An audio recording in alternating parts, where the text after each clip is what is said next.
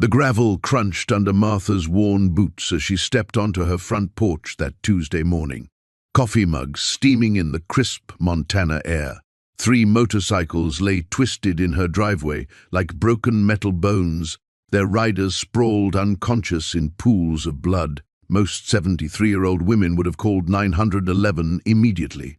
Martha set down her coffee and walked to her barn instead.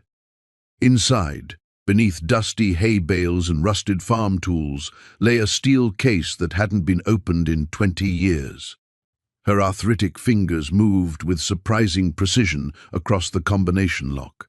The lid creaked open, revealing pristine medical instruments, military-grade first-aid supplies, and a leather holster containing a Glock 19, all relics from her previous life as a battlefield medic in 3 undisclosed conflicts. The beaten bikers stirred as Martha worked, their eyes widening when they saw their elderly savior stitching wounds with surgeon-like expertise. But what they couldn't see were the black SUVs already turning down her mile-long driveway, carrying the men who'd left them for dead. Men who had no idea they were about to face a legend they thought was buried forever. But what drove Martha to abandon her peaceful retirement and risk everything for 3 strangers? Before we jump back in, tell us where you're tuning in from, and if this story touches you, make sure you're subscribed, because tomorrow I've saved something extra special for you. Martha's hands moved without hesitation as she knelt beside the first biker, a massive man with graying temples whose leather vest bore the insignia of the Iron Wolves MC. Blood seeped from a gash across his scalp, and his breathing came in shallow gasps. She'd seen worse, much worse, in the field hospitals of places that didn't exist on any official maps. "Easy there, soldier," she murmured, cleaning the wound with practiced efficiency. The man's eyes fluttered open, confusion replacing pain as he focused on her weathered face. Who are you?" he wheezed. "Someone who knows what it looks like when men are left to die," Martha replied, her voice carrying an edge that hadn't been there during her morning coffee. She moved to the second biker, younger, his arm bent at an unnatural angle. "What's your name?" "Tank," the older man managed. "That's Rico, and the kid's called Mouse." Mouse couldn't have been more than 25, blood matting his blonde hair where someone had worked him over with something heavier than fists. Martha's jaw tightened as she assessed the damage. This wasn't a random beating. This was methodical, professional. Someone had wanted information. The rumble of engines in the distance made her pause. She'd been expecting this. In her experience, men who left others for dead rarely stayed gone for long. They came back to clean up loose ends. "Can any of you move?" she asked, already knowing the answer. Tank tried to sit up and immediately collapsed back against the gravel. "They took our phones, said they'd be back to finish the job after they handled some business." Martha stood, brushing dirt from her knees. 23 years of retirement had made her soft around the edges, but muscle memory was a powerful thing. She walked back into the barn and emerged with a hunting rifle that looked well-maintained despite its age. "Ma'am, you need to get inside and call the police," Tank said, alarm cutting through his pain. "These aren't ordinary men. They're cartel. We stumbled onto something we shouldn't have, and now they're coming to tie up loose ends," Martha finished. She checked the rifle's action with movements that spoke of decades of familiarity. "The nearest sheriff station is 40 minutes away. These gentlemen will be here in 3. The black SUVs crested the hill at the end of her driveway, moving fast but not recklessly. Professional. Just like she'd expected. Martha had chosen this property for its isolation, its defensible position, and the clear sightlines it provided. What she hadn't expected was to ever need those advantages again. She'd hung up her weapons alongside her grief 20 years ago, when the last of her causes had ended and the last of her friends had died. She'd come to Montana to tend flowers and forget the weight of lives in her hands. But watching 3 young men bleeding in her driveway, She remembered something her first commanding officer had told her in a field hospital outside Kandahar. "You can retire from the war, Thompson, but the war never retires from you." The SUVs slowed as they approached the motorcycles, and Martha could see figures moving inside. She counted at least 6 men, probably more. They'd come prepared for wounded bikers, not for a 73-year-old woman who'd once held a perimeter against 30 insurgents while evacuating a medical unit. "Ma'am," Rico spoke for the first time, his voice tight with pain and fear. "Please, just hide. We got ourselves into this mess." Martha looked down at him, seeing not a biker, but a scared young man who reminded her of 100 soldiers she'd patched up and sent back into hell. She'd sworn she was done saving people, done fighting other people's wars. The lead SUV stopped 50 yards from the house. Martha chambered around. Some oaths, it seemed, were harder to break than others. The 3 men who had beaten the bikers were already 2 miles down the dirt road when Martha finished checking pulses. 2 of the injured were unconscious, but breathing steadily. The third, a man with graying temples and a leather vest declaring him road captain, managed to focus his swollen eyes on her face. "Lady," he wheezed through split lips, "you need to get out of here. They'll be back." Martha wiped blood from a cut above his eyebrow with surprising gentleness. "What's your name?" Jake Morrison." He tried to sit up and immediately regretted it, clutching his ribs. "Those bastards took our bikes, our patches. They're not done with us." "Who were they?" Jake's laugh turned into a cough that brought up specks of blood. "Wolves, MC. Been trying to muscle in on our territory for months. Finally decided to make their point." Martha nodded, filing away the information with the same methodical precision she'd once used to catalogue enemy assets in Beirut. "Can you walk?" "Don't think so. My legs—" Jake looked down at his left knee, which was bent at an angle that defied anatomy. "I'm going to move you and your friends into my house. Then I'm going to make some calls." "No cops," Jake said quickly. "This is club business." Martha's smile held no warmth. "I wasn't planning to call the police." It took her 40 minutes to get all 3 men inside using an old wheelbarrow from the barn and a stubborn determination that surprised even her. Jake remained conscious throughout, gritting his teeth as she maneuvered him onto her living room couch. The other 2, younger men she learned were called Diesel and Crow, she arranged on air mattresses dragged down from the attic. While they rested, Martha moved through her house with purpose. From a false bottom in her bedroom dresser, she retrieved a satellite phone that hadn't been used in 8 years. From behind a loose board in the basement, she pulled out a waterproof case containing 3 passports, each with her photograph, but different names. And, from a hidden compartment in her kitchen pantry, she took out something she'd hoped never to touch again. A Glock 19 that had traveled with her from Prague to Damascus to Caracas. Always cleaned, always ready. The weight of the weapon felt familiar in her hands, muscle memory overriding 8 years of peaceful retirement.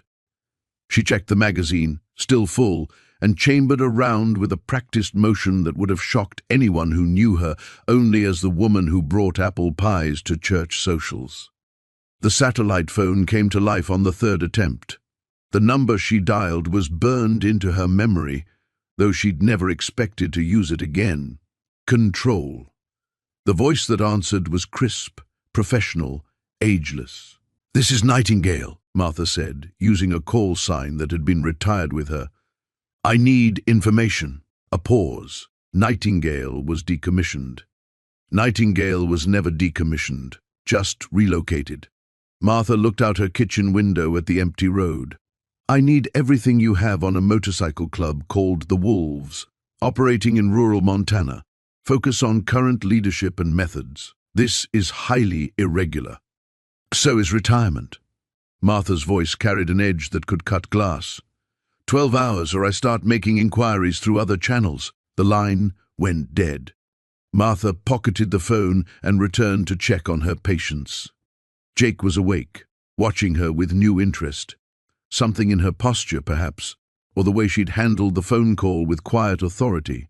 "You're not just some farm lady, are you?" he asked. Martha adjusted his blanket and checked his pupils for signs of concussion. "I'm exactly what I appear to be, a 73-year-old woman who likes her privacy. Lady, I've been around dangerous people my whole life. I know what it looks like." Jake's voice was stronger now, though still strained. "What did you do before you moved out here?" "I was a librarian." The lie came easily, polished by years of use. "Now rest. You've lost blood, and you need sleep."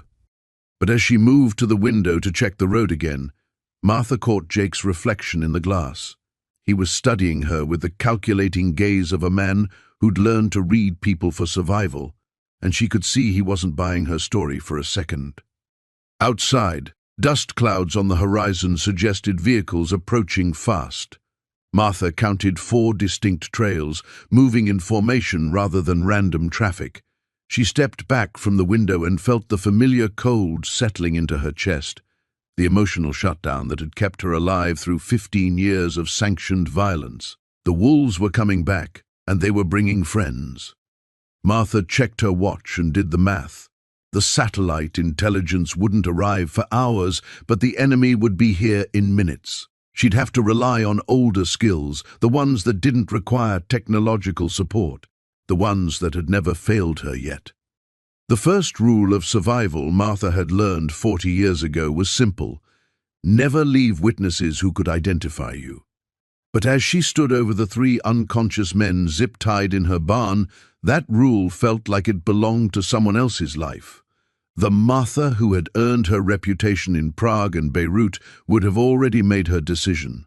The Martha who baked cookies for the church fundraiser hesitated. She checked their pulses again, all steady. The youngest one, barely out of his teens by the look of him, had a spiderweb tattoo crawling up his neck. Prison ink, crude but deliberate. The oldest bore scars that spoke of violence as a way of life, including what looked like an old bullet wound in his shoulder. The third man wore expensive boots beneath his leather chaps, the kind that suggested this wasn't about poverty or desperation. Martha pulled out the phones she'd taken from their pockets, scrolling through recent calls and messages. What she found made her blood run cold. Photos of her property taken from the road, her daily routine documented in text messages spanning 3 weeks, her trips to town, her church schedule, even her Tuesday evening book club. Someone had been watching her, someone who knew enough to send professionals. The messages referenced a package and the old location. One text thread mentioned payment for cleaning up loose ends and making sure the past stays buried. Martha's hands trembled as she read a message sent just hours before the attack, confirmed target. Proceed as discussed. No evidence. 43 years. She'd managed to stay hidden for 43 years, had built a life so ordinary it was invisible. She'd been Martha Collins, widow and retired librarian, for longer than she'd ever been Elena Vasquez, the ghost who had walked through locked doors in 36 countries. She moved to her workbench and opened a drawer she hadn't touched in over a decade. Inside, wrapped in oiled cloth, was a satellite phone. Her fingers remembered the weight of it, the specific sequence of numbers that would connect her to people who might no longer exist. The phone rang twice before a familiar, gravelly voice answered. "This line is supposed to be dead." "Hello, Marcus." A long pause. "Jesus Christ. Elena? We buried you." Apparently not deep enough. Martha glanced at her captives. "I need information. Someone found me." "That's impossible. Your file was scrubbed. Even I don't officially know where you are. 3 men tried to kill me tonight. They'd been watching my property for weeks. Professional surveillance, Marcus. This wasn't random." She heard him typing in the background. Marcus Chen had been her handler during the final 5 years of her career, the only person in the agency who'd known about her growing desire to disappear entirely. He'd helped her fake her death in that warehouse fire in Moldova, had personally overseen the creation of Martha Collins. "Elena, listen to me carefully. There have been rumors, questions being asked about old operations. Someone's been digging through archived files, looking for connections to the Lazarus network.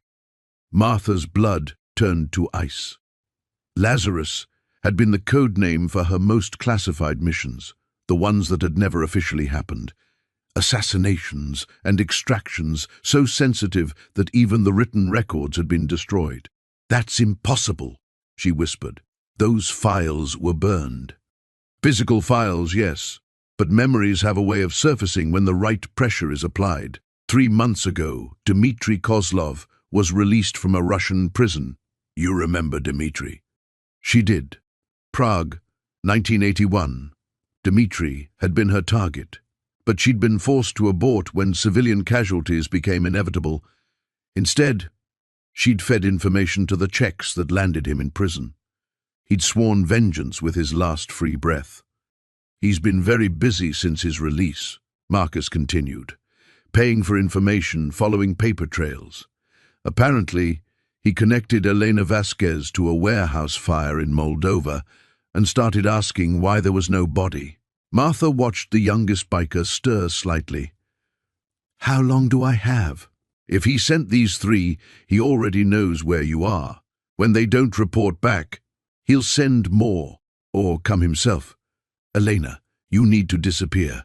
Tonight, I can have extraction." "No," Martha's voice was steel. "I'm tired of running, Marcus. Tired of looking over my shoulder. This is my home. This is suicide. You're 73 years old." Martha looked at her hands, still steady despite the years. At the barn, where she'd spent countless hours maintaining skills she'd hoped never to use again. At the 3 men who'd brought war to her doorstep. "Age is just a number," she said, and hung up. She walked to the youngest biker and slapped him awake. His eyes opened, unfocused and full of pain. "What's your name, son? Go to hell." Martha smiled, and for the first time in decades, it wasn't the gentle expression of a grandmother. It was the cold promise of Elena Vasquez. Wrong answer. The barn's interior seemed to breathe around Martha as she moved through familiar shadows. Her fingers found the hidden panel behind the workbench without conscious thought, muscle memory guiding her to secrets buried for decades. The wood slid away with a whisper, revealing a cavity that held more than tools and spare parts. Martha's hands closed around the cold steel of her. 45, a Colt 1911 that had saved her life in places whose names she'd sworn never to speak. The weight of it felt like coming home and stepping into hell simultaneously. Behind it, wrapped in oiled cloth, lay items she'd prayed would stay hidden forever. A Ka-Bar knife with a worn grip, several small devices that looked innocuous but could level a building, and a leather portfolio containing documents that officially didn't exist. She strapped the knife to her thigh beneath her dress, its familiar pressure both comforting and damning. The weight reminded her of who she used to be. Before Arthur, before the farm, before she'd convinced herself that Martha could bury Volkov completely. Outside, voices carried on the wind. Professional voices, clipped and controlled. They weren't here for the bikers. Search pattern Alpha. Remember, the target is elderly, but consider her extremely dangerous. Martha's blood turned to ice water. They knew. Somehow, after 37 years of perfect cover, they knew. The bikers hadn't been random violence. They'd been a probe, a way to draw her out, and she'd taken the bait like an amateur. She moved to the barn's rear window and peered through warped glass.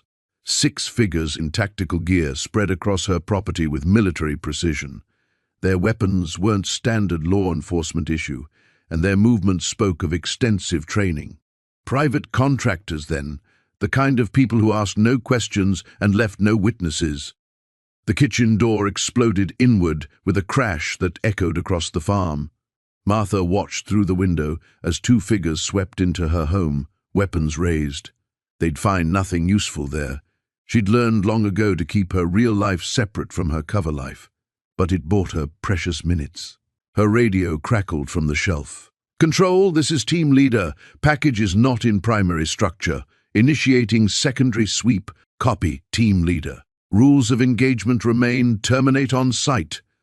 Authorization comes from the highest level." Martha closed her eyes.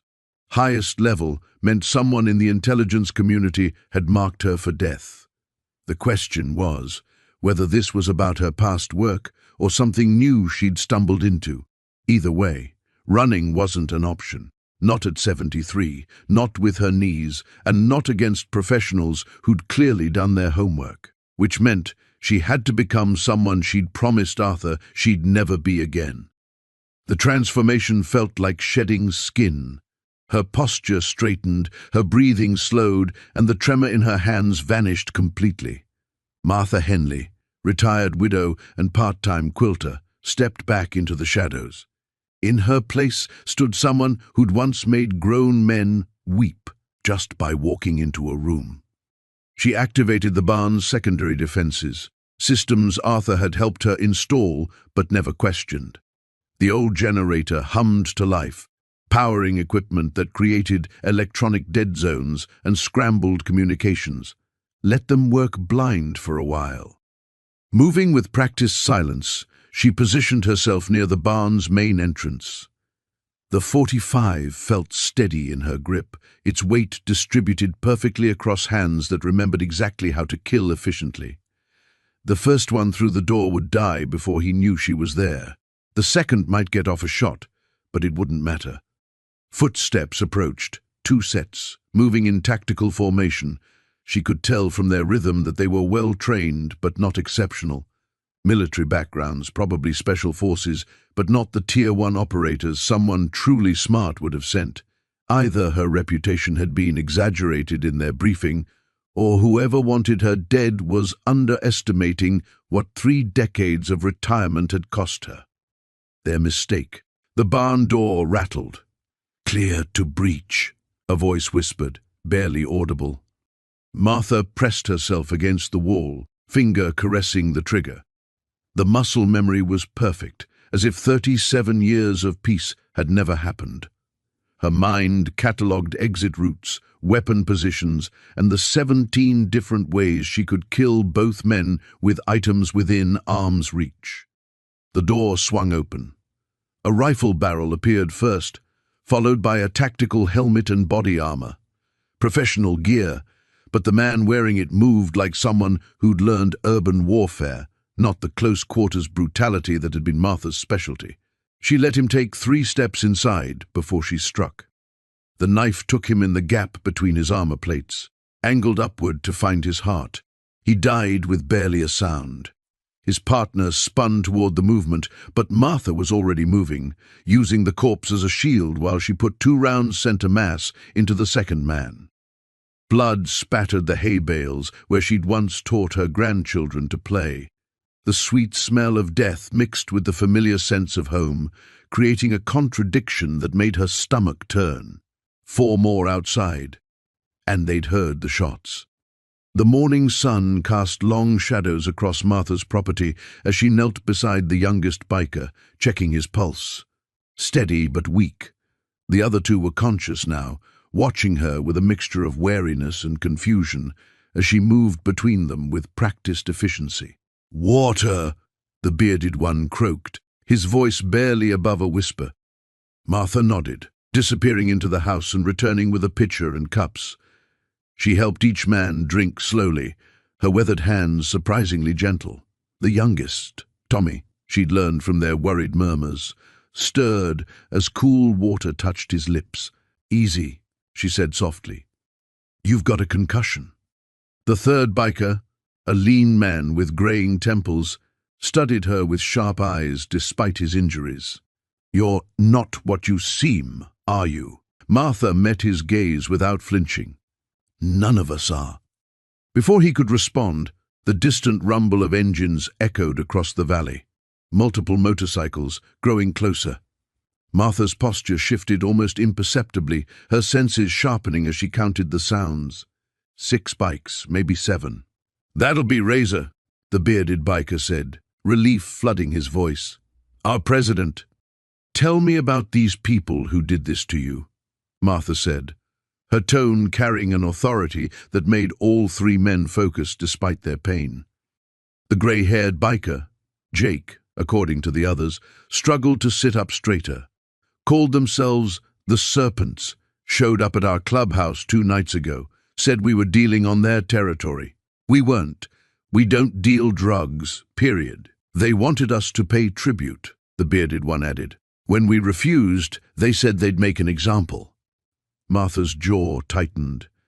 How many? Dozen, maybe more. They had military gear, moved like professionals. This wasn't some street gang turf war. The motorcycle engines were closer now, just beyond the tree line. Martha stood, brushing dirt from her knees as the convoy appeared on her dirt road. 7 Harleys in formation, their riders wearing leather cuts that marked them as the same club as the injured men. The lead rider was a mountain of a man with steel-grey hair and arms like tree trunks. He pulled up 20 feet from Martha's porch, his eyes taking in the scene, his injured brothers, the elderly woman standing calmly between them and potential threat. The other riders fanned out behind him, hands resting near weapons Martha was certain they carried. "I'm Razor," the big man said, removing his helmet. His voice carried the weight of absolute authority. "These are my brothers." "Martha," she replied simply. "I found them on my property last night. They need medical attention." Razor's eyes narrowed as he took in the extent of the injuries, the makeshift bandages, the careful way Martha had positioned each man. "You do this?" "I helped them, nothing more." One of the other riders, a woman with short blonde hair and predatory eyes, leaned forward in her saddle. "Maybe we should ask what an old lady's doing alone out here, knowing how to patch up wounds like a field medic." Martha turned her attention to the woman, and something in her gaze made the rider's hand move instinctively toward her waist. "Maybe you should be more concerned about who put your friends in this condition." "Easy, Sarah," Razor said, dismounting. He approached slowly, hands visible, reading the tension in the air like a man accustomed to violence. "We appreciate what you've done for our brothers, but we need to know everything about what happened." Jake struggled to speak, his voice gaining strength. "Serpents hit us hard, Razor. Professional job. They're not done. Said they'd hunt down every member. Make examples of us all. They knew our roots," Tommy added weakly. "Our safe houses.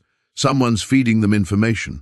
Martha watched the exchange, noting how Razor's expression darkened with each detail. These weren't street thugs playing at being outlaws. They were organized, disciplined, and facing an enemy that outgunned and outmaneuvered them. "You have somewhere safe to take them?" she asked Razor. "Safe house about 40 miles north. But if these serpents are as connected as my boys say..." He left the sentence hanging. "They'll find you," Martha finished. "You need to disappear completely. Change your patterns, your communication methods, everything." Razor studied her with new interest. "You seem to know something about this kind of trouble." Martha was quiet for a long moment, watching as the other riders helped load the injured men onto the bikes. The youngest, Tommy, looked back at her with gratitude that made something twist in her chest. "I know about predators," she said finally, "and I know they don't stop until someone stops them." "These aren't the kind of people you reason with," Razor said. "If you're thinking about getting involved..." "I'm not thinking about anything except making sure you get your boys proper medical care." Martha's voice was steady, but her eyes held depths that made the big biker step back. "But if these serpents come looking for you here, they won't find what they expect."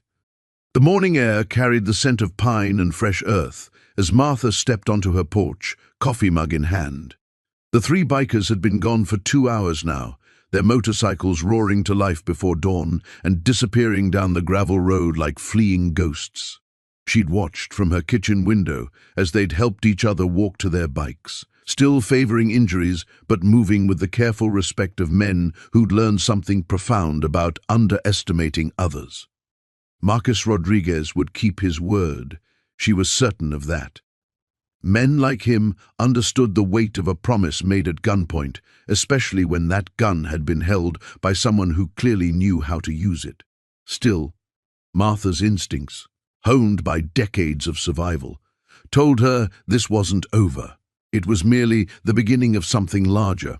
She sipped her coffee and surveyed her property with new eyes. The barn where she'd stored her past now felt exposed, vulnerable. The weapons cache that had served as insurance for 20 years might not be enough for what was coming.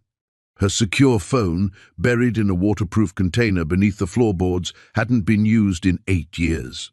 But today, she might need to dig it up. The sound of an approaching engine made her freeze. Too early for the mail carrier, too quiet for another motorcycle. Martha set down her mug and moved to the living room window, keeping herself concealed behind the curtain. A black SUV with tinted windows was making its way up her drive, moving slowly, deliberately. Government plates. Martha's blood turned to ice water. She recognized the vehicle type, the cautious approach, the way it positioned itself with a clear exit route. Federal agents. The question was which agency, and more importantly, why they were here. She had perhaps 90 seconds before they reached the house. Moving with the fluid efficiency of her younger self, Martha swept through her home, gathering the items that couldn't be found. The secure phone went into her jacket pocket. A small .38 revolver slipped into her waistband. The emergency cache from behind the family photos disappeared into her boots. By the time the SUV's doors slammed shut, Martha was back on her porch, looking for all the world like a concerned elderly woman wondering about unexpected visitors. 2 agents approached, a man and woman, both in their 30s, both carrying themselves with the particular blend of confidence and wariness that screamed federal training. The woman took point while the man hung back slightly, his hand resting casually near his jacket opening.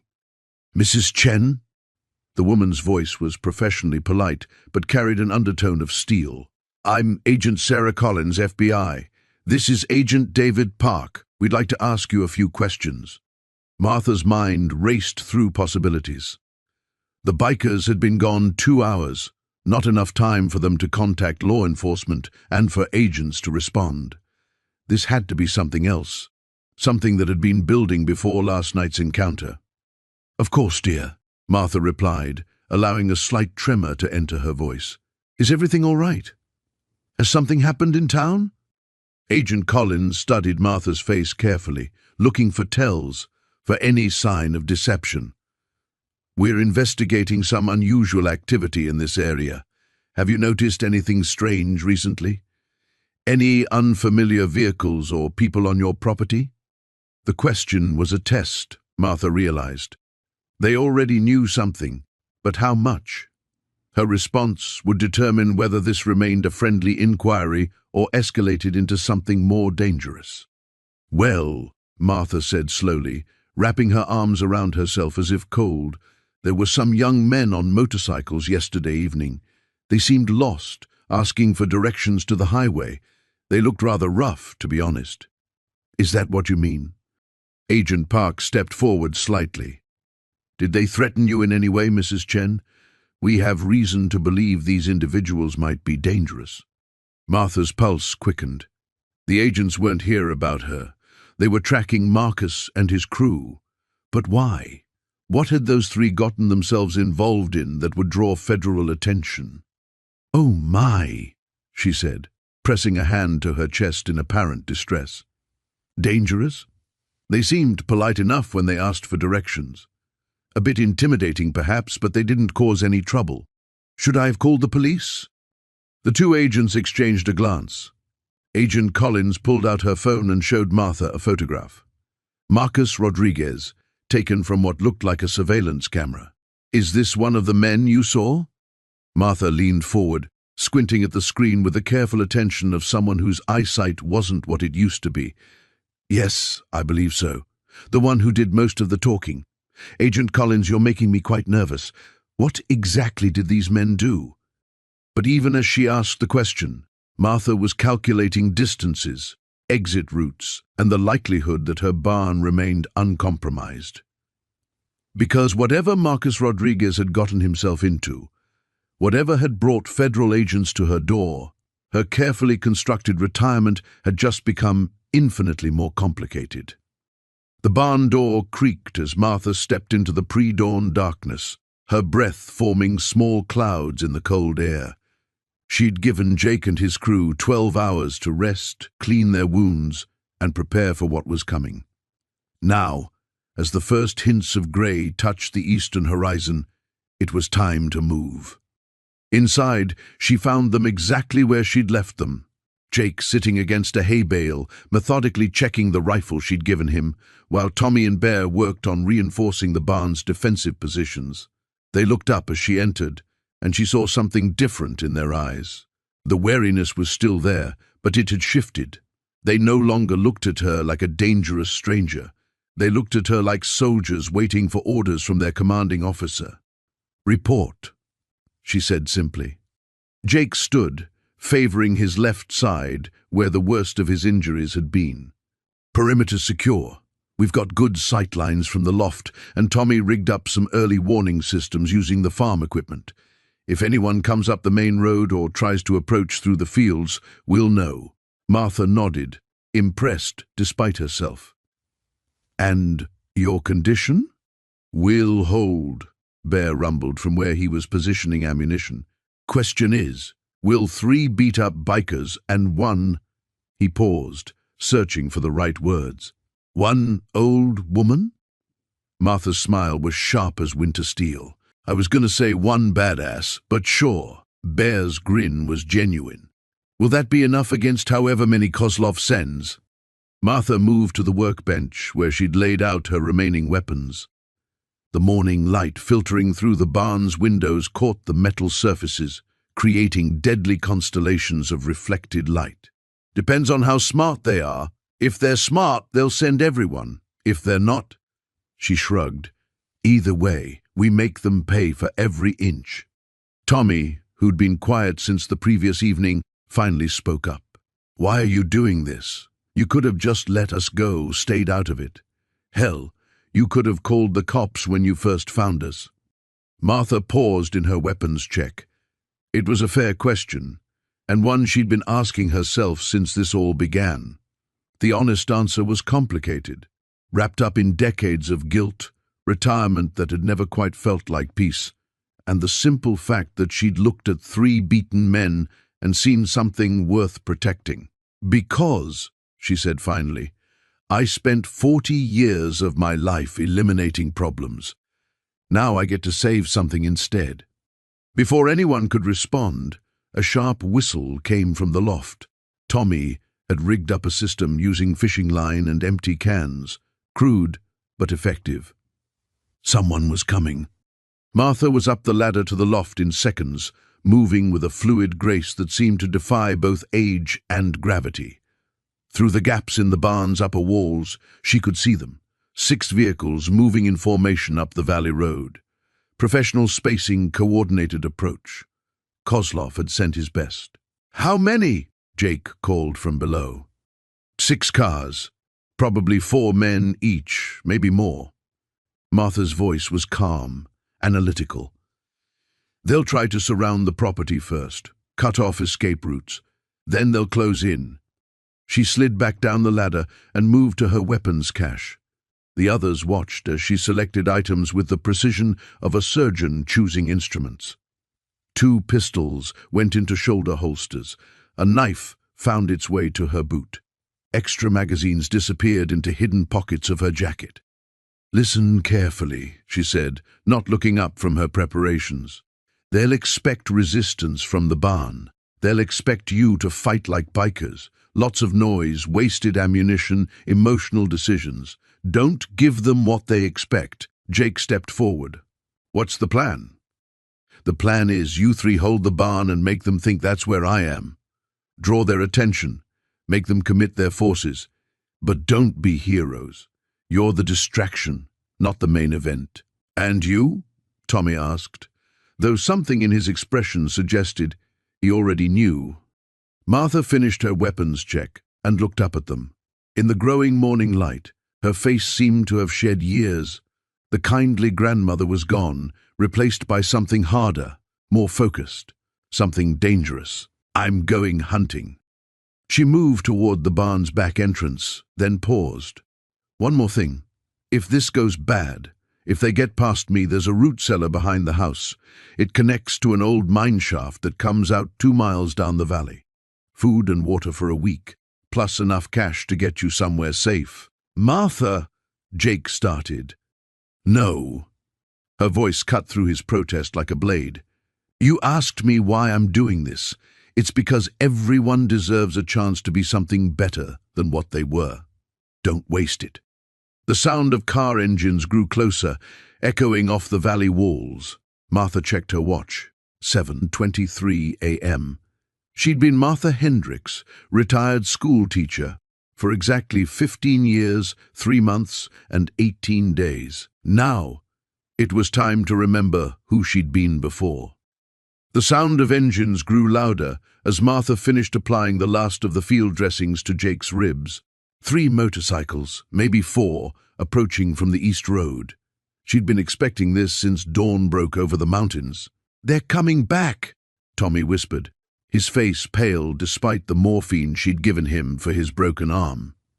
Martha stood slowly, her joints protesting the movement. She walked to the kitchen window and peered through the gap in the curtains. 4 riders this time, not the original 3 who'd beaten these boys and left them for dead. These were reinforcements, and they moved with the calculated precision of men who'd done this before. Listen to me carefully, she said, turning back to the 3 bikers sprawled across her living room furniture. There's a root cellar behind the pantry. The door's hidden behind the flour sacks. You're going down there, and you're staying quiet until I come get you. We can fight, Jake said, trying to sit up straighter. Blood seeped through the bandage on his forehead. With what? Your good intentions? Martha shook her head.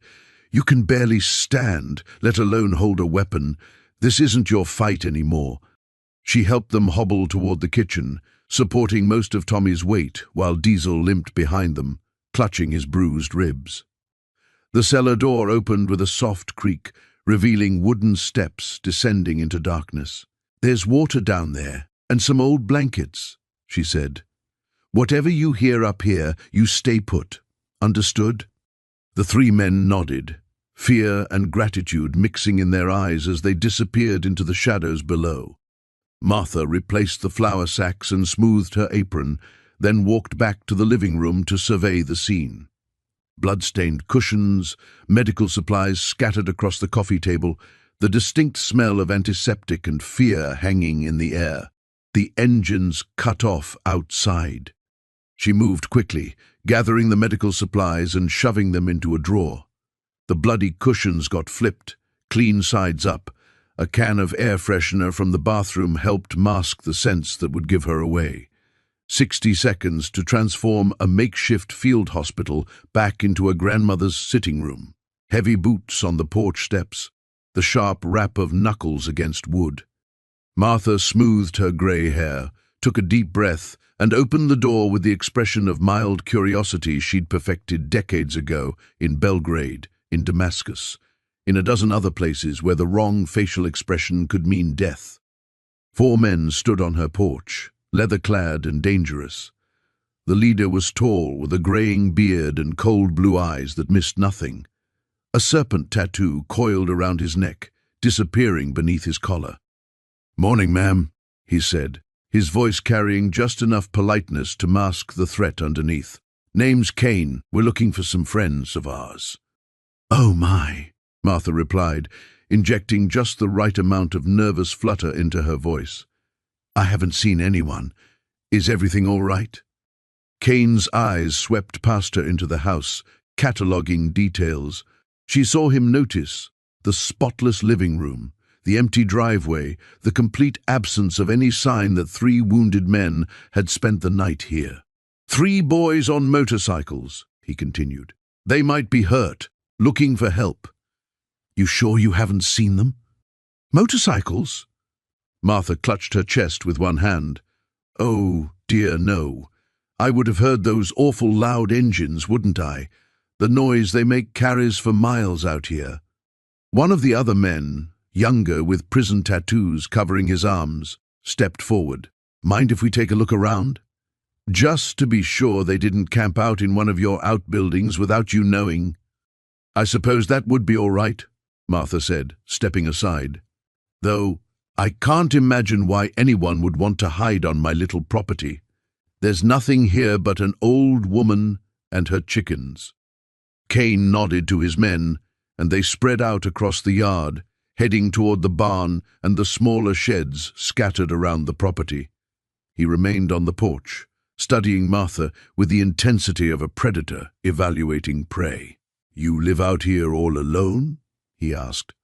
Oh yes, for nearly 15 years now. My Harold passed, God rest his soul, and the children all moved to the cities. Too quiet for them out here, they said. She maintained perfect eye contact, neither too bold nor too submissive. Sometimes I think they're right. Gets lonely with just the chickens for company. The men returned from their search, shaking their heads. Kane's jaw tightened almost imperceptibly. Well then, he said, pulling a business card from his pocket. If you do see anything, you give us a call. These boys took something that belongs to us, and we're very eager to get it back. Martha accepted the card with trembling fingers, playing the role of a frightened old woman perfectly. Of course, young man. I hope you find your friends. Kane held her gaze for a long moment, and she saw the calculation there, the weighing of possibilities. Then he stepped back, tipping his head in a mockery of courtesy. Have a blessed day, ma'am. The engines roared to life, and Martha watched them disappear down the dirt road before allowing herself to breathe normally again. The safe house sat dark against the Montana sky, its windows reflecting nothing but emptiness. Martha cut the engine of the stolen sedan 2 miles out and coasted to a stop behind a stand of lodgepole pines. The silence pressed against her eardrums like deep water. She'd memorized this place 15 years ago, a CIA waste station disguised as a hunting lodge, complete with underground bunkers and enough firepower to level a small town. If Vincent Kozlov was rebuilding his network in the States, he'd need a fortress. This would do nicely. Martha checked her watch. 3:17 a.m. Perfect timing. She'd learned long ago that the human body betrayed itself between 3 and 4, when circadian rhythms dipped lowest and even trained sentries fought to stay alert. The compound's perimeter security hadn't changed much. Motion sensors every 50 yards, infrared cameras sweeping in predictable patterns, and at least 2 roving patrols if they were following protocol. Martha smiled grimly. Some things never changed in this business, including the arrogance that made men believe their technology could replace good instincts. She moved through the forest like smoke, each step placed with surgical precision. Her body protested. 73-year-old joints weren't meant for this kind of work. But muscle memory ran deeper than age. Duck under the camera sweep. Count the seconds. Roll left. Wait for the patrol to pass. The first sentry never saw her coming. Martha materialized behind him like a shadow, one hand covering his mouth, while the other found the pressure point at the base of his skull. He dropped without a sound. She dragged him into the underbrush and relieved him of his radio and sidearm. The radio crackled softly. Sector 7, report. Martha keyed the mic, pitching her voice low and gravelly. All clear, Sector 7. Copy that. She disabled the motion sensors with techniques that predated computer systems. A handful of aluminum foil and the knowledge of where contractors always cut corners on shielding. The infrared cameras were trickier, but Martha had helped design some of these systems back in the day. She knew their blind spots like her own reflection. The safe house's main building squatted ahead, all fake rustic charm and hidden steel. Light glowed from a single window on the second floor. Martha felt her pulse quicken, not from exertion, but from the familiar electricity that preceded contact with the enemy. She approached from the building's north side, where the architect had sacrificed security for aesthetics. The decorative stonework provided handholds, and Martha began to climb. Her shoulders screamed in protest, but she pushed through the pain. This was bigger than her discomfort now. Halfway up, she heard voices drifting from the lit window. Russian. Her blood chilled as the words became clear. Confirmed the location of the other safe houses: Phoenix, Seattle, and the primary facility in Denver. The voice was cultured, educated, dangerous, excellent. And our asset in the Bureau? Feeding us intelligence in real time. They believe they're hunting us, but we're always 3 moves ahead. Martha's grip tightened on the stone. A mole in the FBI. That explained how Kozlov's people had stayed invisible for so long. She reached the window ledge and risked a glance inside. 3 men clustered around a laptop, their faces illuminated by the screen's glow. She recognized one immediately. Viktor Petrov, Kozlov's lieutenant and the architect of more assassinations than she could count. The others were new faces, but they carried themselves with the particular stillness that marked professional killers. "What about the old woman?" Petrov asked. Martha's breath caught. "Dead by now, I'd imagine." Dmitri and his team were quite explicit about their intentions. The speaker was younger, maybe 35, with the kind of bland handsomeness that made him invisible in crowds. Though I confess, she lasted longer than expected. "She was Moscow-trained," Petrov said. "Never underestimate those Cold War relics. They built them differently then." "Built us differently," the young man corrected with a smile that never reached his eyes. Martha had heard enough. She eased away from the window and continued her climb to the roof. Once there, she took stock of her situation. 3 hostiles in the room below, unknown numbers elsewhere in the building, limited ammunition, no backup coming.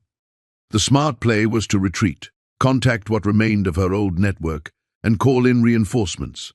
But smart plays were a luxury she couldn't afford. Every minute Kozlov's people breathed was another minute they could disappear into the wind. Martha found the building's ventilation system and smiled. Some advantages never disappeared with age, like being small enough to fit through spaces designed for much younger operatives. She began unscrewing the access panel with the multi-tool from her kit. Time to remind these people why Martha Blackwood had been the agency's most feared asset for 30 years.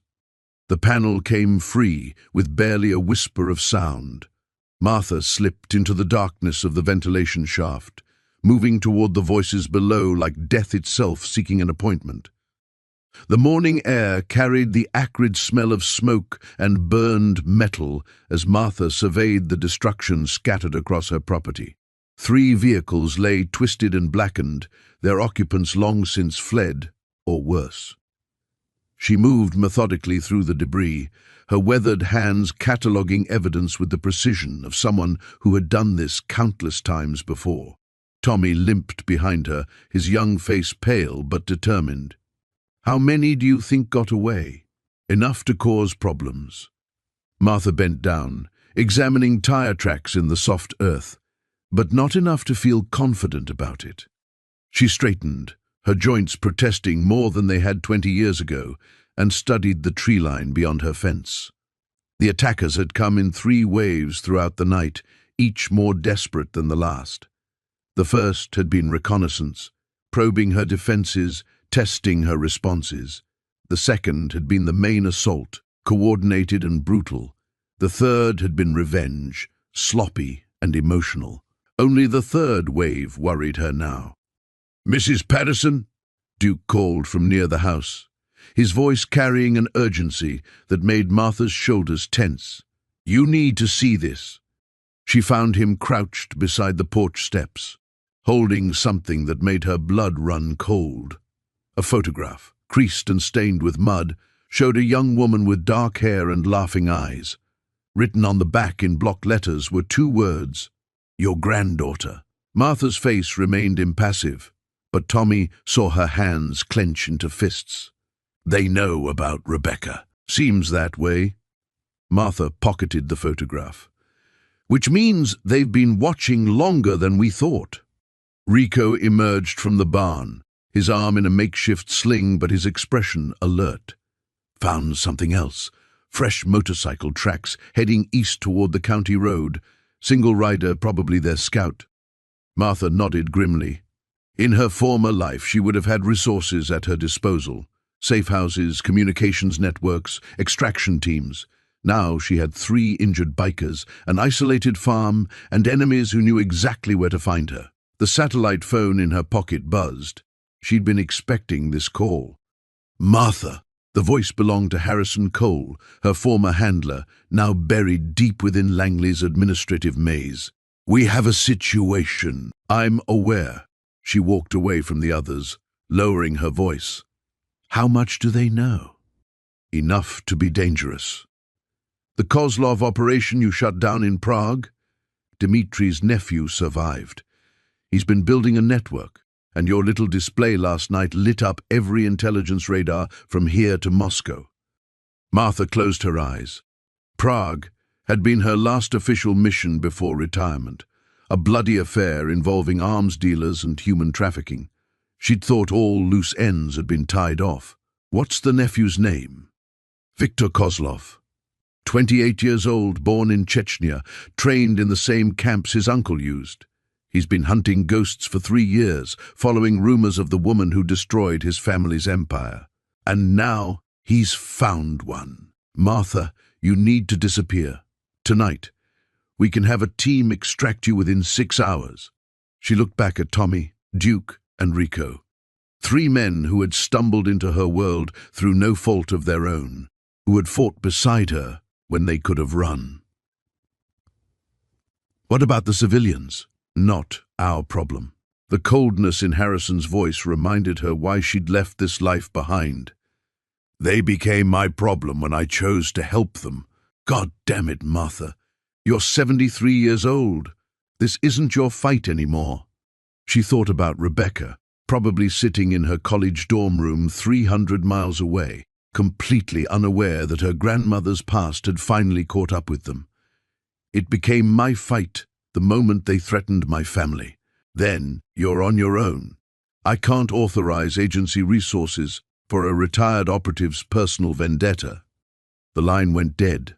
Martha stared at the phone for a moment, then dropped it and crushed it under her heel. She'd expected no less from Harrison, but disappointment still stung. Tommy approached cautiously. Bad news? The worst kind. Martha straightened her shoulders, feeling the familiar weight of command settling over her like an old coat. We're alone in this. No backup, no cavalry, no happy endings guaranteed. So what do we do? Martha looked at each of them in turn, injured, exhausted, but still standing, still willing to fight. We do what we've been doing. We make them regret waking me up. She walked toward the house, her mind already calculating distances, weapons inventory, and defensive positions. Viktor Kozlov wanted to finish what his uncle had started. Let him come. She'd spent 3 years in retirement, but some skills never faded. Behind her, the 3 bikers exchanged glances. They'd followed this extraordinary woman into hell once already. As the morning sun climbed higher, casting long shadows across the battlefield of Martha's farm, they prepared to do it again. The explosion echoed across the valley like thunder, sending a plume of black smoke into the dawn sky. Martha watched from her position behind the ridge as flames consumed what remained of Victor's safe house. 3 more of his men wouldn't be coming after her or anyone else ever again. She shouldered her rifle and began the careful descent back toward her property. The morning air was crisp, carrying the scent of pine and burning timber. Her joints protested with each step, reminding her that 73-year-old bones weren't designed for night raids and mountain climbing. But the satisfaction of watching Victor's operation crumble made every ache worthwhile. The bikers were awake when she returned to the barn, huddled around a small camp stove heating coffee. Tommy looked up as she entered, his eyes taking in her tactical gear and the weapons she carried. "Jesus, lady, what the hell did you do out there?" Martha began stripping off her gear, hanging each piece on designated hooks with practiced efficiency. "I sent a message." "That explosion," Jake started, "won't be the last one Victor hears if he's smart enough to leave." She poured herself coffee from their pot, noting how the three men watched her every movement. Fear and respect warred in their expressions. "How are you feeling?" "Like we got hit by a truck," Derek admitted. "But better than yesterday." Martha nodded, studying their faces. The swelling had gone down considerably, and their eyes were clearer. "Good, because Victor knows you're here now, and he won't wait much longer to make his move." Tommy leaned forward. "We should run, all of us. This isn't your fight." "It became my fight the moment those animals set foot on my land." Martha's voice carried steel. "And running won't solve anything. Victor's the kind of man who holds grudges. He'll hunt you to the ends of the earth if necessary." "So what do you suggest?" Jake asked. Martha smiled, and there was something predatory in the expression. "We finish what he started." She moved to a cabinet they hadn't noticed before, built seamlessly into the barn's wall. Her fingers worked a complex combination lock, and the heavy door swung open to reveal an arsenal that made their earlier discoveries look like toys. Military-grade explosives, advanced surveillance equipment, communication devices that belonged in spy movies. "Martha," Derek whispered, "who the hell are you really?" She selected several items from the cabinet, her movements economical and purposeful. Someone who thought she could leave the past behind. She turned to face them. "My real name is Elena Kowalski. 25 years ago, I was one of the CIA's most effective assets in Eastern Europe. I helped bring down 3 governments and eliminated more targets than I care to remember." The silence stretched between them, heavy with revelation. "Viktor Petrov was my last assignment. I was supposed to terminate him in Prague, but the operation went sideways. My cover was blown, my team was killed, and I barely escaped with my life. The agency decided I was burned and offered me a new identity in exchange for my silence." Tommy shook his head slowly. "So you became Martha the librarian." "I became Martha the grandmother, who wanted nothing more than to tend her garden and forget the blood on her hands." She checked the magazine on a compact submachine gun. "But some ghosts refuse to stay buried." "Victor recognized you," Jake said, understanding dawning in his voice. "Eventually. Probably took him this long to track me down. He's patient when it comes to revenge." Martha strapped a tactical vest over her shirt. "Which is why we can't give him time to bring in more men or plan a proper assault." Derek struggled to his feet. "What's the plan?" "You 3 are going to stay here and recover. I'm going to end this." "Like hell," Tommy said, also standing despite his obvious pain. "We're not letting you face him alone." Martha looked at them, these 3 broken bikers who barely knew her but were willing to stand by her side. Something warm stirred in her chest, an emotion she'd thought long dead. This isn't a game. Victor isn't just some criminal. He's a professional killer with resources and training that rivals any government agency. "Then we'll need all the help we can get," Jake said simply. Martha studied their faces, seeing determination where hours before there had been only fear and confusion. Perhaps she'd underestimated them. Perhaps they were stronger than their bruises suggested. "All right," she said finally. "But we do this my way. No heroics, no improvisation. You follow my orders exactly, or people die. Understood?" They nodded in unison. Martha moved to her workbench and spread out detailed maps of the surrounding area. Red pins marked Victor's known positions, while blue lines indicated possible approach routes. She'd been planning this confrontation for hours, running scenarios and calculating odds. Victor's holed up in the old Morrison Ranch, 5 miles south. He's got at least 8 men with him, possibly more arriving throughout the day. She looked up at her unlikely allies. We hit them at sunset. The safe house sat nestled in a grove of evergreens 30 miles north of Martha's property, its weathered cabin exterior hiding sophisticated surveillance equipment and reinforced walls. Marcus had acquired it years ago through a network of contacts who specialized in providing sanctuary for those who lived in the shadows between legal and necessary. Martha checked the perimeter sensors from the kitchen window while coffee brewed. 3 days had passed since the confrontation at her farm, and the bikers were healing faster than expected. Jake could walk without assistance now, though he still favored his left side. Tommy's face had progressed from purple to an unpleasant yellow-green, and his broken ribs were mending under Martha's careful attention. "You don't have to do this," Diesel said from the doorway, his voice still rough from the damage to his throat. Martha didn't turn around. She'd heard him approach. His footsteps had lost their earlier stealth as trust gradually replaced wariness. "Do what? Take care of us.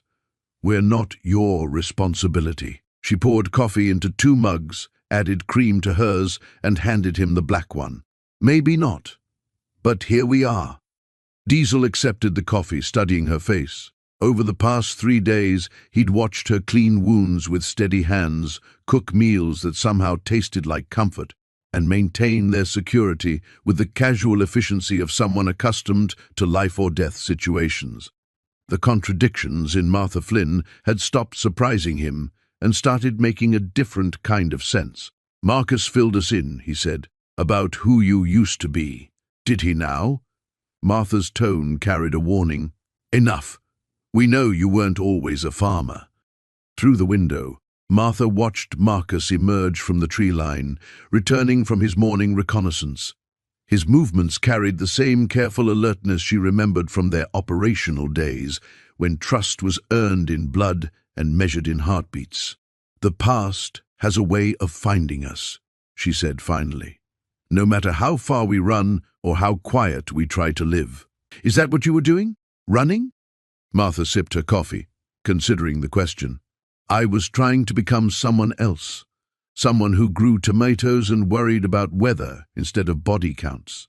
But you couldn't leave it behind. You never leave it behind. You just bury it deeper and hope it stays buried." She turned to face him. "What about you?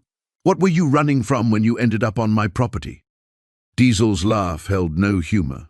Bad choices, worse consequences. He paused, seeming to weigh his words. "We were moving some cargo for people we shouldn't have trusted. Turns out they needed us dead more than they needed us loyal. And the cargo? Gone, along with any proof of what they hired us to transport."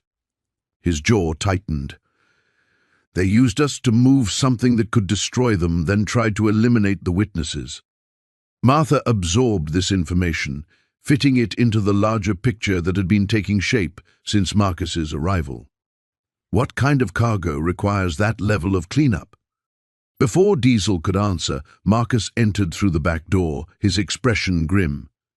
"We have movement on the access road, 2 vehicles moving slow and careful." Martha set down her coffee and moved to the weapons cabinet concealed behind a false panel. "How far out?" 10 minutes, maybe less. She pulled out a compact assault rifle and checked the magazine with practiced efficiency. "Jake and Tommy?" "Tommy's mobile enough to move. Jake's going to need help." Diesel was already heading toward the bedrooms. "I'll get them ready." Martha caught his arm. "Can they fight?" "If they have to, they'll have to." The next few minutes blurred together in the familiar rhythm of tactical preparation. Martha activated the cabin's defensive systems. Motion sensors, cameras, and carefully placed charges that could deny access without bringing down the entire structure.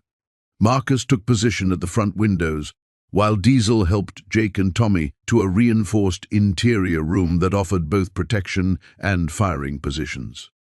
Through the surveillance monitors, Martha watched 2 black SUVs approach with military precision.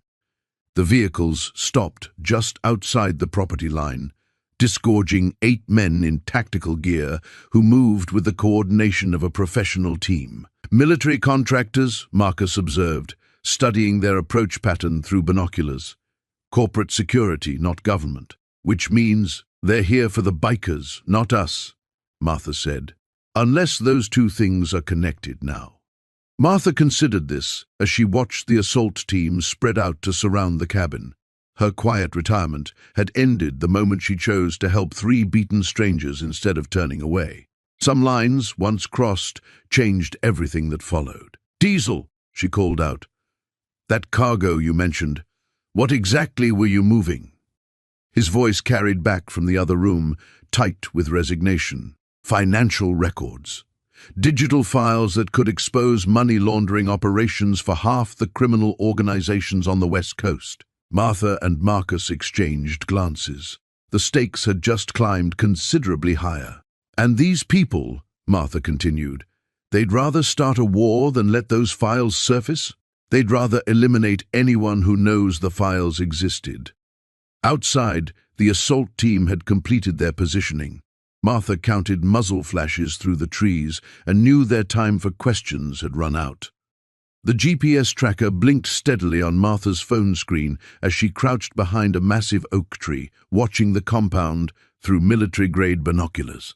3 hours of reconnaissance had revealed the layout, a main house, 2 outbuildings, and a garage where they'd likely taken Tommy and his friends. 6 guards patrolled in rotating shifts, armed but sloppy. These weren't professionals, just thugs with guns. She'd counted 12 motorcycles in the lot. The Crimson Wolves were home.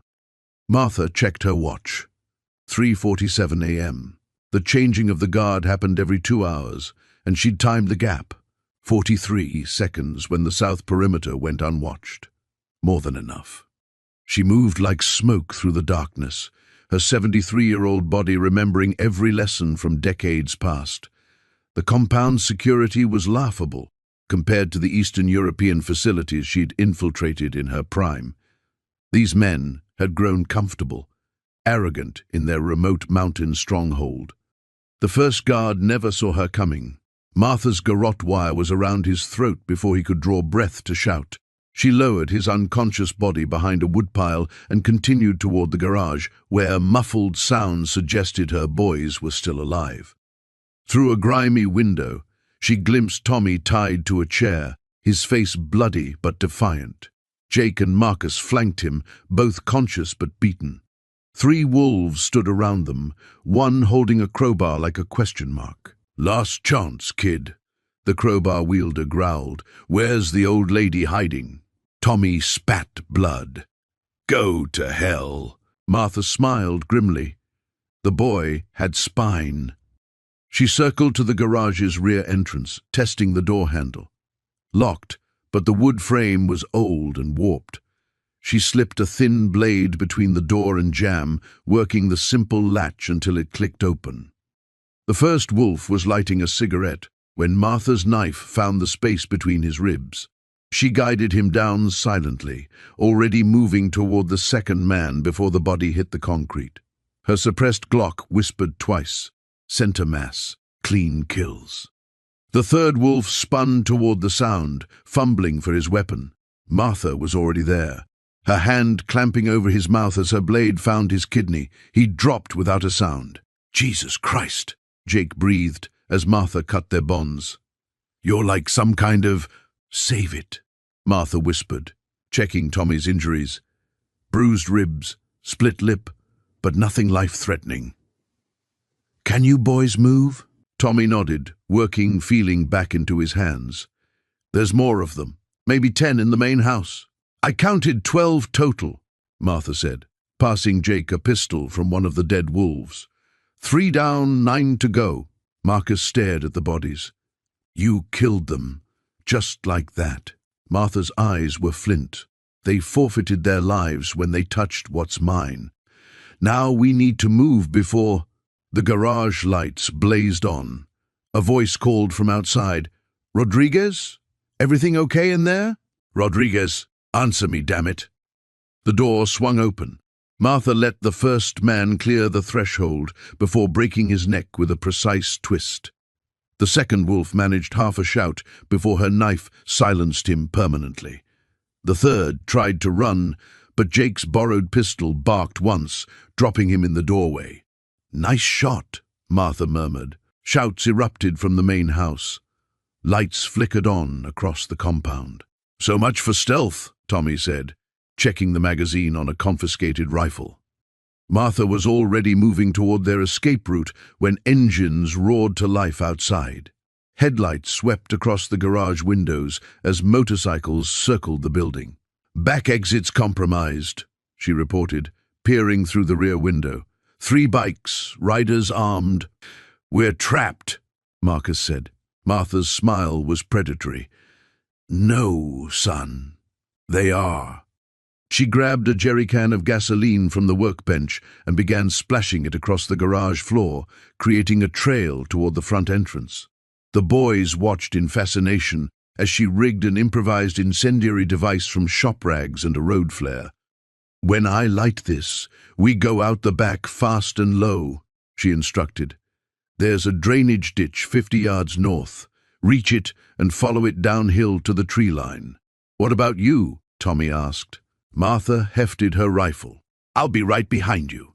She struck the flare, tossed it onto the gasoline trail, and kicked open the rear door as flames roared to life behind them.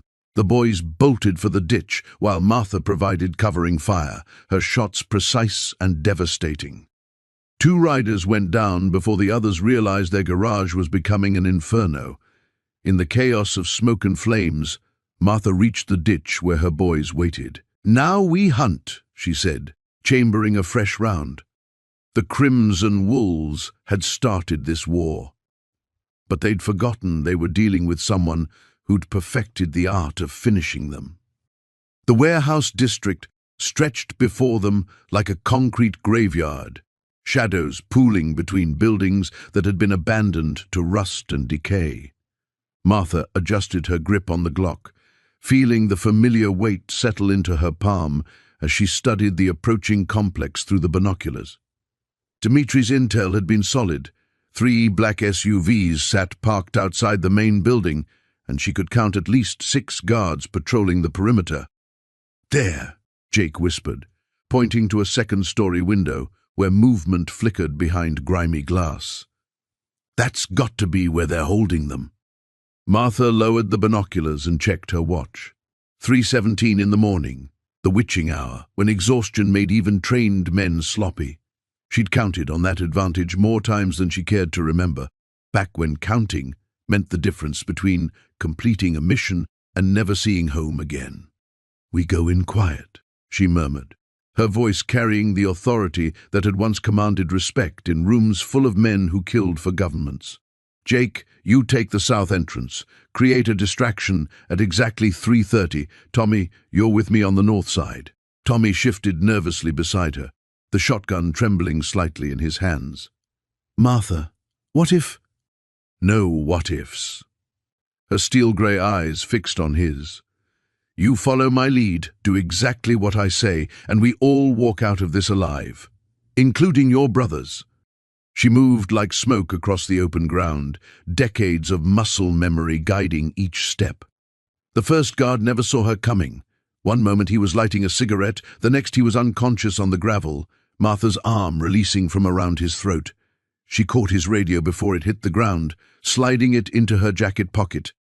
Tommy watched in stunned silence as she systematically disabled the exterior security. This wasn't the woman who baked him cookies and asked about his mother's arthritis. This was someone else entirely, someone who moved through the darkness like she owned it.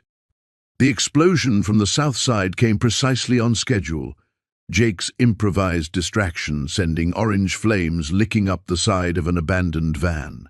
Shouts erupted from inside the building as guards rushed toward the commotion, leaving their posts exactly as Martha had predicted they would.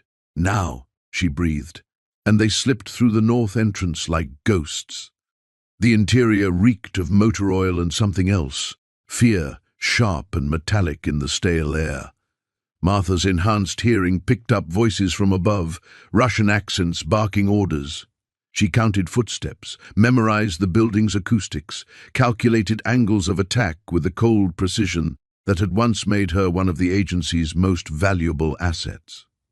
They climbed the stairs in silence, Martha's hand signals guiding Tommy through movements he'd never learned but somehow understood.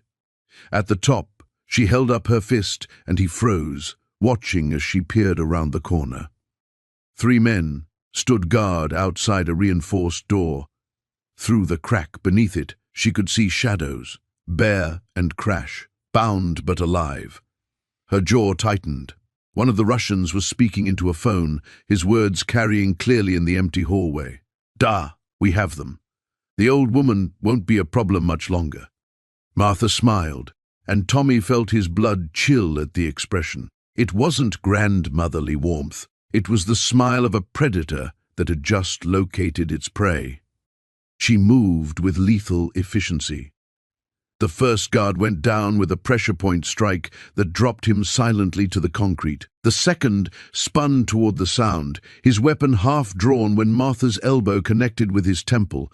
The third man, the one with the phone, had just enough time to register what was happening before her Glock pressed against his forehead. "Hang up," she said quietly. Her voice carried the kind of calm that spoke of absolute certainty, the tone of someone who had delivered final ultimatums in a dozen different languages.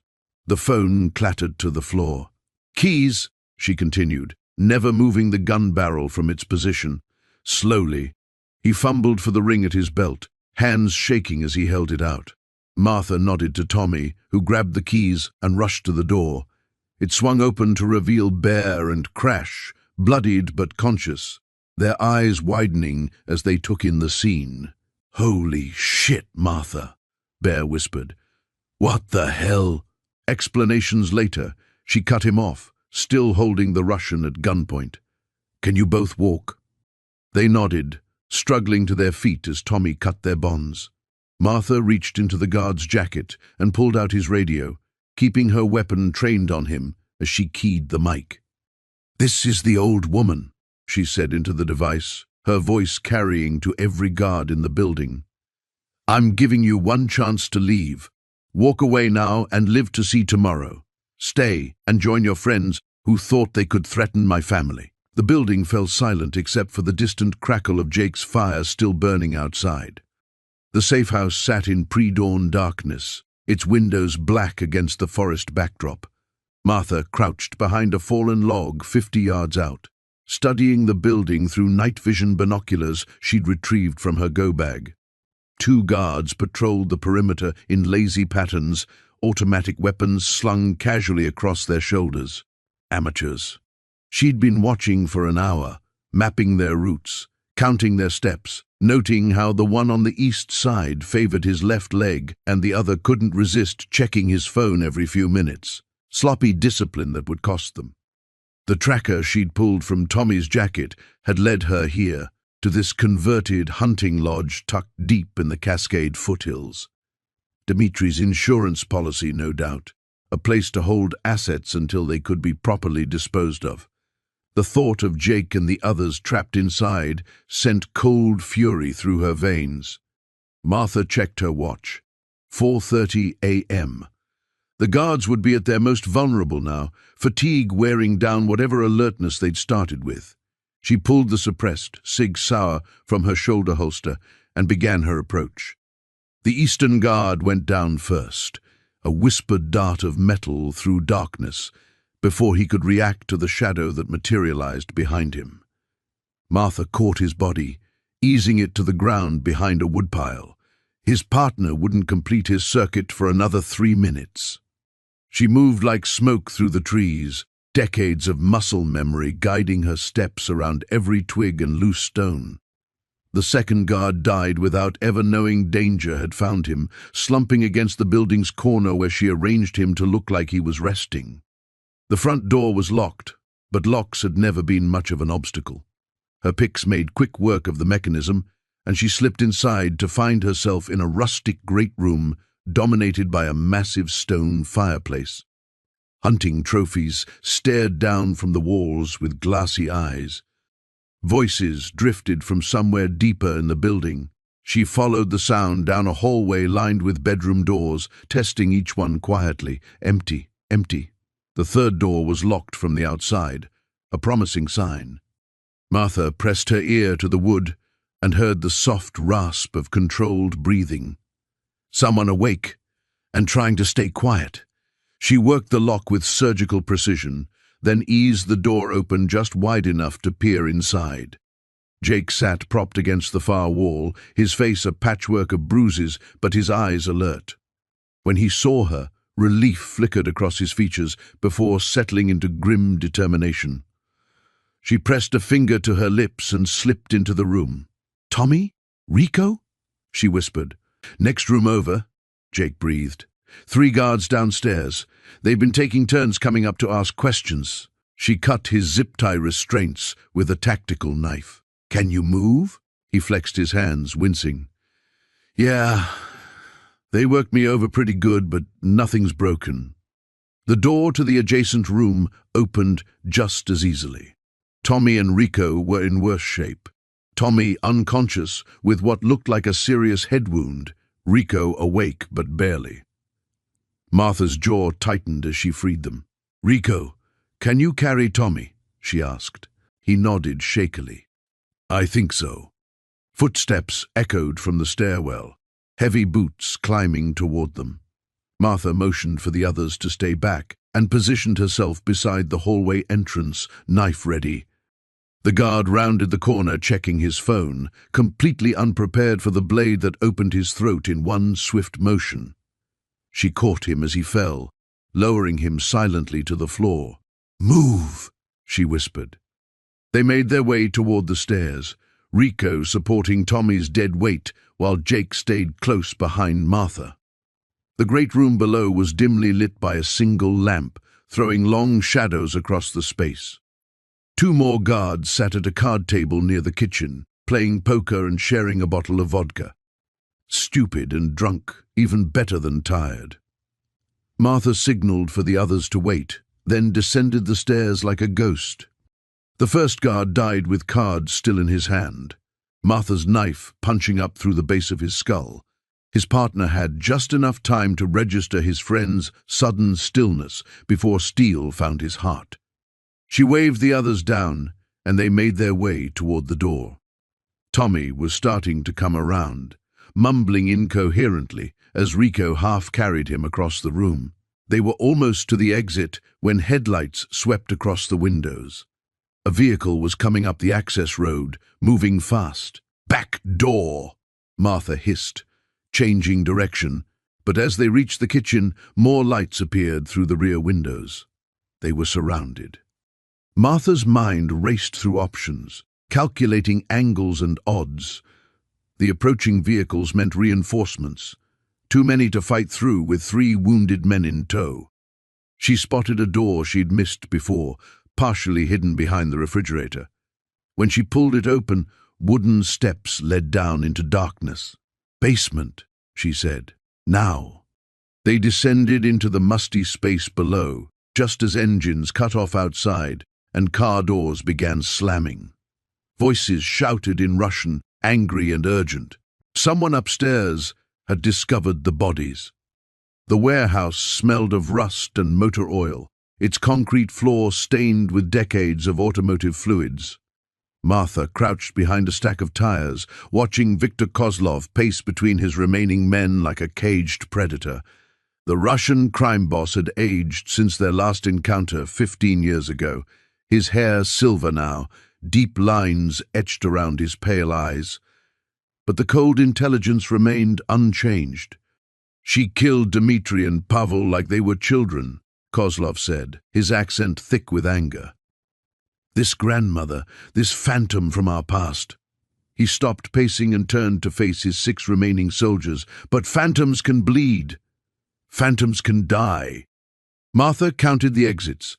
Main entrance blocked by 2 guards, loading dock on the east wall covered by another, fire escape on the second level unwatched, but requiring her to cross 30 feet of open floor.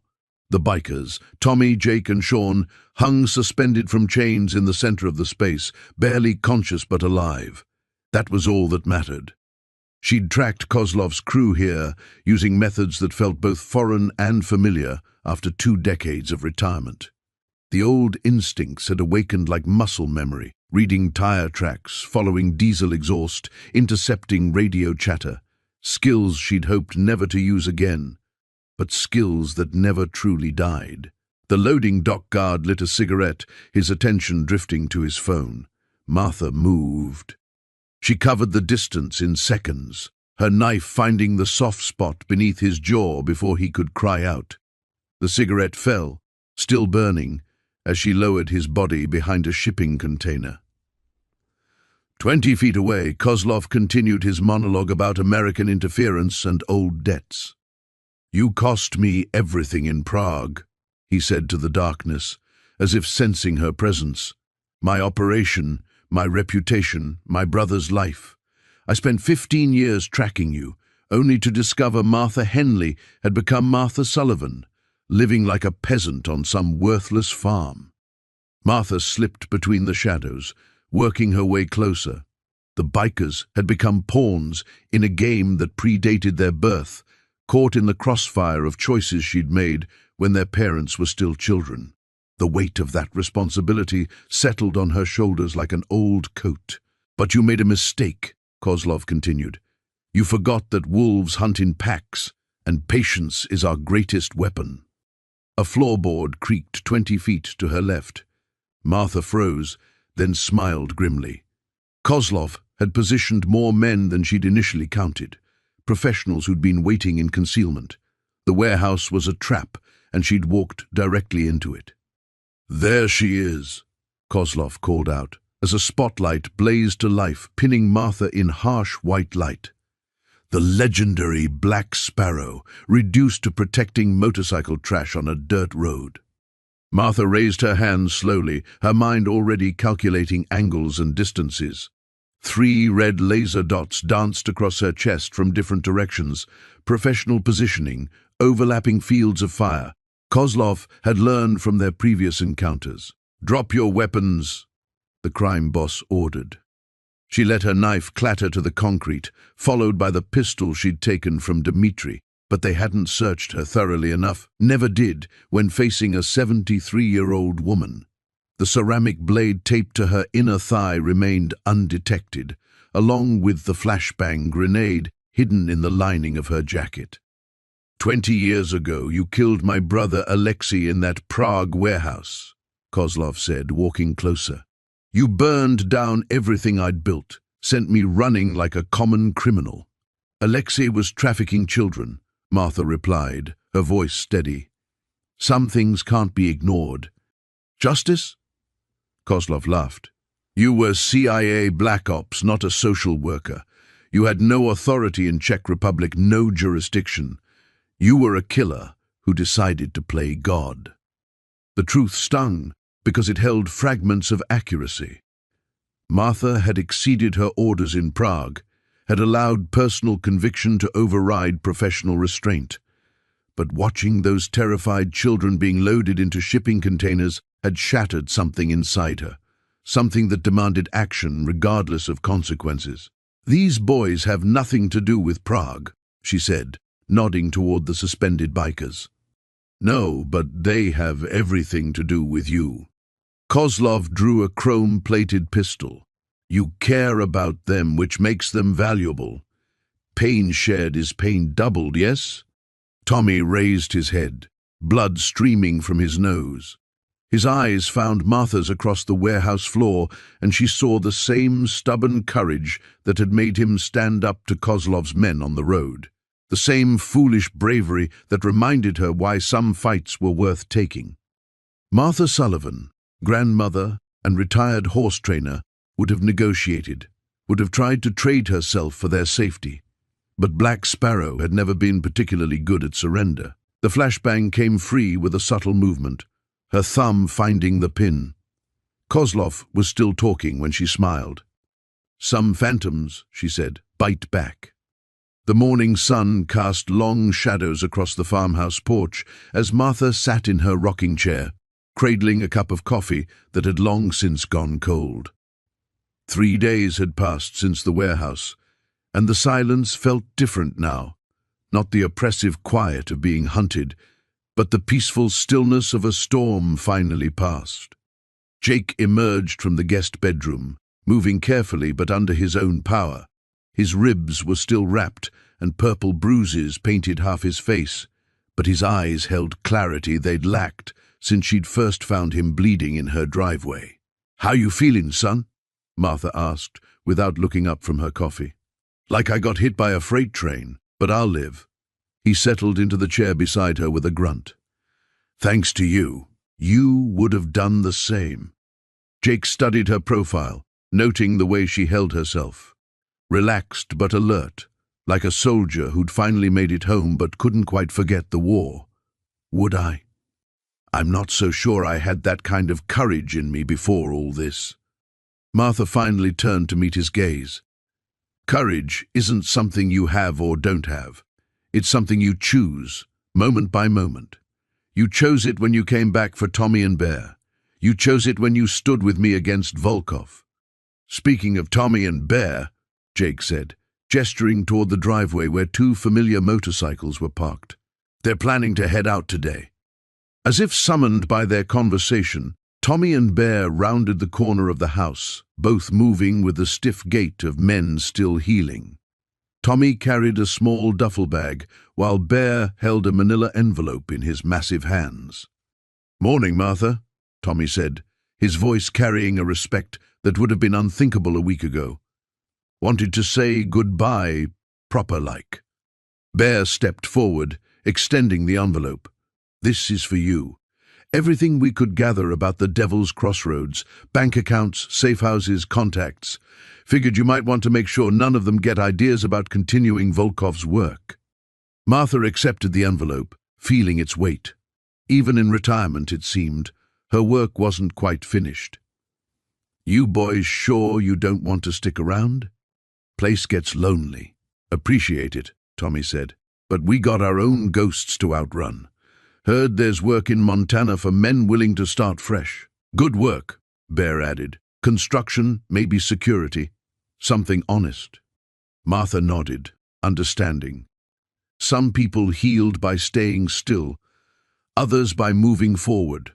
These men needed the road beneath their wheels and the horizon ahead of them. Jake stood, extending his hand to each of them. "Take care of yourselves out there." "You too, brother," Tommy said, gripping Jake's hand firmly. "You ever decide the quiet life ain't for you, look us up." Bear surprised them all by pulling Martha into a gentle bear hug. "Thank you," he said simply, "for everything." They watched from the porch as the 2 bikers mounted their machines, the rumble of Harley engines disturbing the morning peace. Tommy raised a hand in farewell, and then they were gone, disappearing down the long gravel drive in a cloud of dust and engine noise. "Think they'll make it?" Jake asked. "They will," Martha said with certainty. "They've got something worth living for now, each other, and the chance to be better than they were." Jake was quiet for a long moment. Then, "What about us? What happens now?" Martha rocked gently, considering. "Well, I suppose that depends on what you want to happen. You've got a life back in the city, I imagine.